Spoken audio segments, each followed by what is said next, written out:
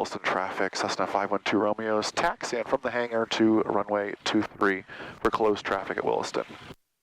Hey everyone, Jason Schaffert here, MzeroA.com, alongside world famous A&P mechanic Russ. Seen Russ in plenty of videos before. We've been working very, very hard on a 512 Romeo. You saw its voyage when I brought it home. Now remember the history of 12 Romeo. It was the first real MzeroA airplane. Sold the airplane, ended up buying it back.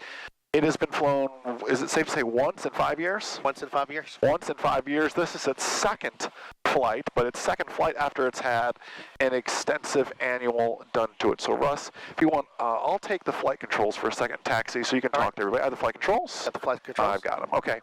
Tell everybody, I mean, it wasn't just a regular annual plus an engine. Run everybody through what you kind of did to it. So, you know, our engine was TBO'd, and so we replaced the engine.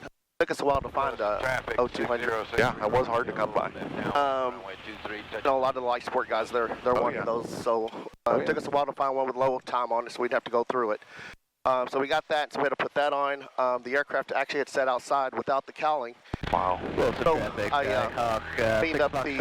about a mile final for 23, we'll be departing to the I cleaned up the firewall. Had a lot of corrosion, right? Yeah, with a lot of corrosion just sitting out like that. And then both of the solenoids were bad. So we had to replace that. And just because it's, you know, Florida sun, it sits out, you know, everything just breaks. And as soon as you touch it, it's gone. Yeah. So it was just more of a tedious thing of just finding everything that was wrong. And, you know, you go to run it up, and, you know, this is wrong, that's wrong. Yeah. You know, Champion did us a favor. They actually... You know, sent mags to us, and the wires turned out to be bad. It was just like I said, just, you know, one thing after the other. I haven't done an annual on this aircraft, so I took the aircraft all the way down, took the interior out, did everything, make sure that the control cables were good, check to see if there's any corrosion. There was a lot of mud daubers nest in here, walls. Fuse holders, a lot of those broke. Yeah. Got to replace those. Wow.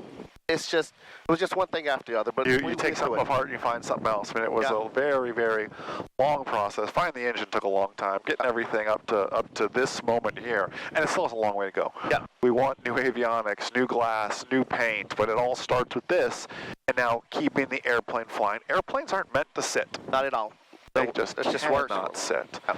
Especially, I mean, really anywhere, but especially in Florida on a ramp. Yeah, yeah. That is not a good spot with the cowling off of it. Yeah, with the cowling off of it. I mean, you know, sometimes we get the rain and that doesn't help, but the heat, the sun just kills it as well. So. Well, and you all know the story if you've been following MzeroA for a long time. I mean, when I repurchased the airplane, I flew it from Denellen to Williston, so Russ could do all the work on it. But before that, you've seen that video. The last time I flew that airplane, I had an engine failure on takeoff in it, so it was a little nervous. I'm still a little nervous today even flying. Yes. I mean, just any time you fly an airplane, it's had that much done to it. After we did all the avionics work, and Mike Zulu was kind of the same thing. And after the paint of Mike Zulu, you're like, man, they took off the ailerons, the flaps, everything. How do I know it's rigged right? How do I know all this? I mean, it can be a nerve-wracking little experience here. And just, I haven't flown this airplane in so long. My sight picture is different in 150. Yeah. It's also different, so I'll do the run-up, Russ, if you want to tell me what to do on the checklist, if we want to kind of go through it that way. This is the one I made up that I like to use here. Okay. Just kind of taking the POH and then adding some to it. It's been so long since I've seen it, though, as well. There we go. Engine start, run-up. There we go. All right. Brakes. I got them. Doors. I'll leave mine open just until we're ready to go. All right, mixture. Mixture is rich. Flight controls. All right, this is going to be important here. So, all right side up, left side down, left side up, right side down. Pull back, pull forward, make the whole box, and wag our tail. Move that rudder out there in the back. Everything looks good. No knees in the way. Everything looks good. All right. Throttle 17. Throttle up to 17. I had to look for a second where the tachometer was. That's what I'm used to so many different airplanes. It's right in front of me, right? All right. All right, mags check. I'll get that for you. Please. All right, we'll go right. Good drop. Both. Right back to where it was. Left. Great drop. Both. Carb heat. Carb heat, check. Nice big drop. That's always worked well. Vacuum check. All right, vacuum check. And if you're cool with it, I know it's not on the checklist. I want to do full power for just a bit, if that's okay. Okay, that's fine. I'm holding the brakes, if you don't mind holding them with me. I mean, it's always a good thing to do full power just to check and make sure everything is good, just because, you know, as much as we went through as far as the engine and everything else, it's always good to do. Is this a different throttle, or is this the same one we always had? Yep. It seems different. I remember you flew the 172. I know, I'm flying the 172, the Technum and everything else so much. Engine gauges all look great, man. Not smelling anything weird.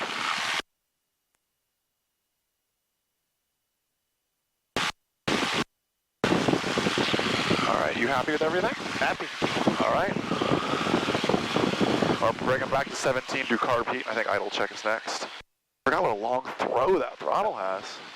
I mean, that's 1700. That's way out there. That's what I was asking. It's the original throttle. Yep. Okay, so carb heat, and nice idle check. Ammeter check. Checked our instruments and everything. Throttled 1,000. Idles. Back up to 1,000. Flight instrument. Set. All right, flight instruments, 0.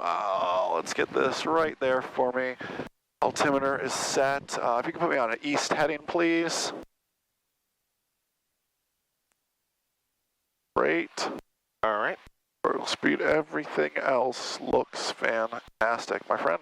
Okay. What else is there? Trim.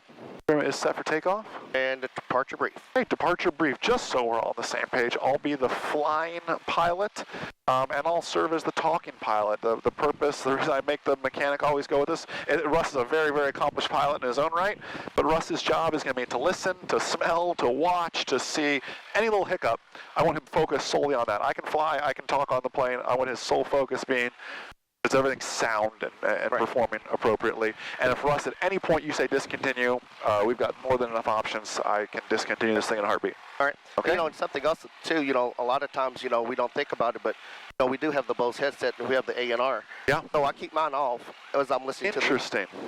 Because, you know, it's kind of hard to hear that. That's you know, it's what a good, interesting problem to have, you know. Yeah. I remember when we first got the Bose headset, I was like, wow, I was so used to hearing the engine, and now it's like, it sounded different, right? You used to hear it differently. So you're just going to go with this A&R off because of that. What a good point, Russ. You're good on checklist, everything else before we clear on runway lights, transponder, and mixture is rich. Other than that, we're all set. Sitting there, probably grab an IFR. We're going to roll. All right. Seatbelt's good, Russ? That's good. Weird having a push to talk on the yoke. I'm so used to. And Williston traffic, Cessna 512 Romeo departing runway 23, closed traffic, Williston. All right.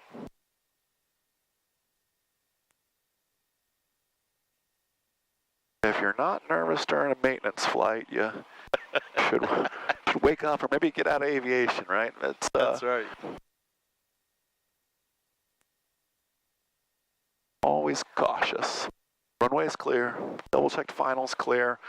I'm just gonna, I know this sounds weird to the MzeroA listeners and viewers, but I'm gonna be quiet for once so Russ can do his job. Confirm 2-3 outside, 2-3 on the compass, and head indicator. All right, Russ.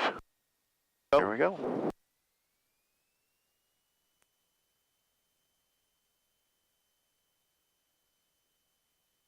Speed's alive. Or is the airspeed alive? Yeah, we probably... Yeah, all right. We'll have to abort. Discontinue? Discontinue. Discontinuing, I'm just gonna let it roll out. No airspeed. That's okay. And once Romeo is discontinuing, take off back to the hangar. Wilson. Not a problem. Well, I mean, that's the whole point of a maintenance flight, you know? I get it, man. I totally get it. You know, it's so funny that we kind of had this conversation before in the hangar where you get so complacent. Airspeed alive? And you have to look, and I was looking going, it's not alive. But how many times you call it airspeed alive, it's just always alive. You get complacent, you look and go, we don't have any airspeed. No. You know, we had some mud daubers, pitot tube, and... Yep. This is why we learn. This is why we practice. Want some Florida air conditioning in. We're going to taxi it on back to the hangar. MzeroA crew, a pretty exciting video. That's right. Tune in next week. Yeah. Leave them on a cliffhanger there. Yeah. We will get 1-2 Romeo flying next week. We'll come back to you with its great debut video. So listen, enjoy the rest of your day, and most importantly, remember that a good pilot and good mechanics are always learning. See you guys. I hope you loved this video, and I hope you'll join myself and some of what I believe to be the smartest people in aviation, February 9th and 10th, for an event we're putting on called Aviation Mastery. Really going beyond, much beyond currency and proficiency, and pursuing that idea of mastery.